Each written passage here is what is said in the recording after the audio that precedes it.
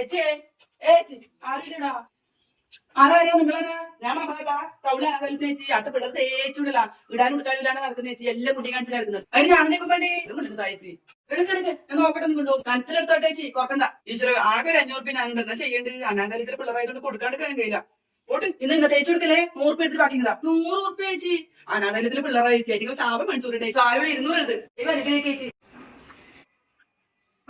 നമസ്കാരം. ഞാൻ ജനപക്ഷ പാർട്ടി വരുന്നത് നമ്മള് പാർട്ടി പ്രസ് ജനങ്ങളെ ക്ഷേമത്തിനായിട്ട് ഒരു യാത്ര നടത്തുന്നുണ്ട്. എല്ലാവർക്കും ഒരേ പരാതി, റോഡ് മുതലേ കൂടെ ആയിട്ട് ജനങ്ങളെ ബുദ്ധിമുട്ടിക്കുന്നത്. അതുകൊണ്ട് ഇത്തവണത്തെ യാത്ര പ്ലെയിനില്ല. കാര്യമായിട്ട് നിങ്ങൾ സഹായിച്ചേ പറ്റൂ.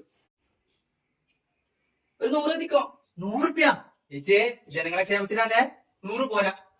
കാര്യമായിട്ട് നിങ്ങൾ തന്നേ പറ്റൂ. 200 രൂപ തന്നാല്. അപ്പൊ ഇനി ഇലക്ഷന് കാണാട്ടാ. അമ്മേ 100 രൂപ വിട്ടമ്മേ.